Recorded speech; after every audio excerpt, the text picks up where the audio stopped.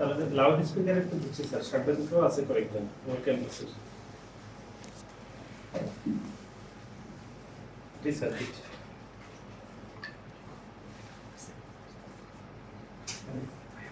আসসালামু আলাইকুম ভাইয়া।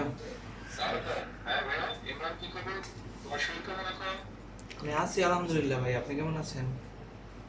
আমি আছি আলহামদুলিল্লাহ। শরীর আগের থেকে বেটার?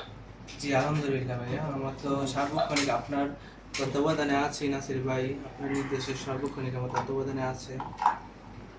আছি আলহামদুলিল্লাহ ভালো।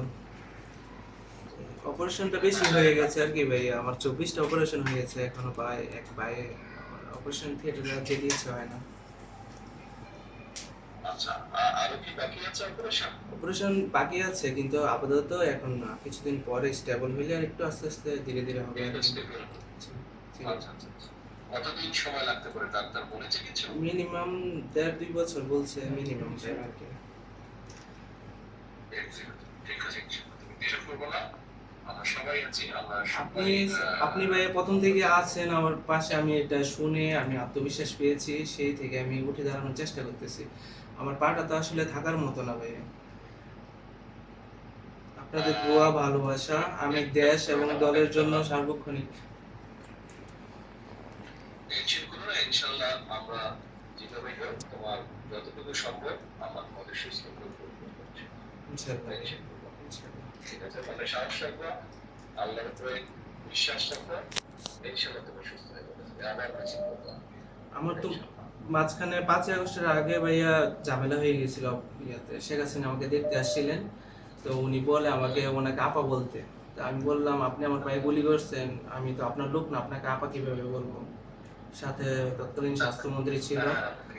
তারপরে ভাইয়া আমি বলি নাই, তো আমাকে no treatment no release order দিয়ে যায়। আমার এখানে ট্রিটমেন্ট হয় না, রিলিজ হয় না, বাইরে থেকে অ্যান্টিবায়োটিক আনতে দেয় না, সরকারি অ্যান্টিবায়োটিক কাজ করে না বডিতে। খুব বিপাকে পড়ে গিয়েছিলাম। তো 5ই আগস্টের পরে আমাদের বিএমপি ডক্টর নাসির ভাই তো সার্বক্ষণিক তত্ত্বাবধানে রাখছেন। সে আপনার নির্দেশে সার্বক্ষণিক আপনার কথা বলে যে চেয়ারম্যান স্যার তোমাকে ওরকম নিচ্ছে, তুমি ইনশাল্লাহ সুস্থ হয়ে যাবে। আমি সেখান থেকে মনোবল পেয়ে, এখনো 24টা অপারেশন হয়েছে, আমি মনোবল এখনো হারাই নেই ভাইয়া। আপনি দেশে আসবেন, আপনি আমাদের প্রাণ পুরুষ, এটাই আমাদের আকাঙ্ক্ষা।